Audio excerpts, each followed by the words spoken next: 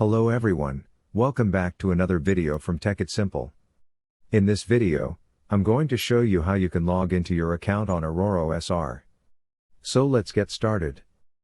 First of all, open your web browser and in the search bar, type in Arcoro login. As the search result, you can see on the first option, Arcoro sign in. Click on the link. It will take you to the login portal of Arcoro. Over here, enter the username of your account. In the password box, enter the password of your account. To confirm your password, you can click here on the Show button.